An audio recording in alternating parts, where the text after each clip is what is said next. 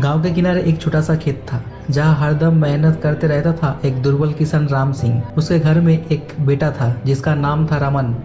रमन का काम करना भी कभी पसंद नहीं था।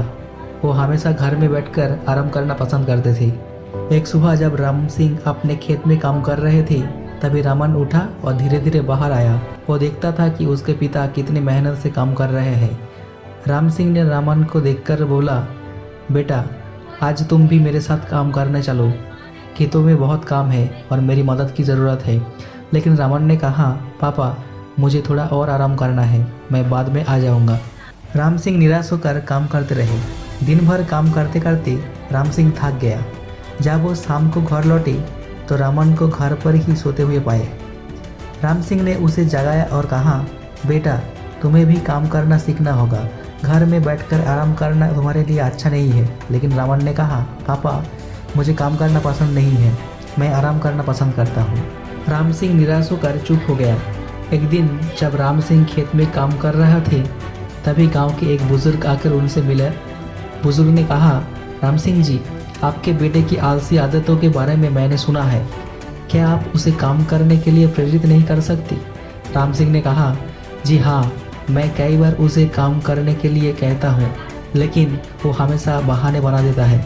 बुजुर्ग ने कहा, आप उसे समझाइए कि काम करना कितना महत्वपूर्ण है, उसे ये समझाइए कि आलस से कैसा नुकसान होता है। राम सिंह ने कहा, ठीक है, मैं उसे समझाने की कोशिश करूँगा। वो बुजुर्ग से विदा लेकर घर लौट गया। रमन की आलसी आदतें अब उसका पिता राम सिंह को गहरी चिंता देने लगी। वो अक्सर अपने दोस्तों के साथ समय बिताना था और खेलने में व्यस्त रहता था, जबकि उसके पिता खेतों में मेहनत करते रहते थे।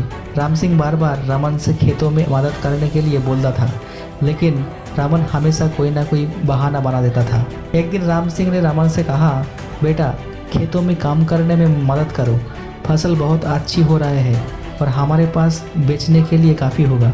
लेकिन रमन ने उत्तर दिया, पिताजी मैं थक गया हूँ, आप खुद ही काम कर लीजिए। राम सिंह ने कहा, रमन तुम्हारी मदद की ज़रूरत है, अगर हम फसल बर्बाद होने से नहीं बचा पाया तो हमारा परिवार मुश्किल में पड़ जाएगा। लेकिन रमन ने उनकी बात सुनने से इनकार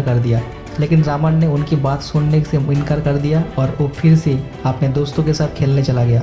राम सिंह बहुत निराश हुए। वो जानते थे कि रमन की आलसी आदतें उनकी परिवार की भविष्य को प्रभावित कर सकती है। वो रमन को समझाने की कोशिश करते हैं लेकिन रमन हमेशा उनकी बातों को नज़रअंदाज कर देता था। एक दिन गांव में अचानक सूखा पड़ गया। धीरे धीरे खेतों में फसलें सूखने लगी और किसानों के चेहरों पर चिंता छा गया। राम सिंह परेशान होकर रमन के पास आया और कहा, रमन देखो हमारी फसलें बर्बाद होने लगी है, अब हमें तुरंत काम करना होगा, नहीं तो हमारा परिवार मुसीबत में पड़ जाएगा। लेकिन रमन ने फिर से उनकी बात सुनने का इनकार कर दिया।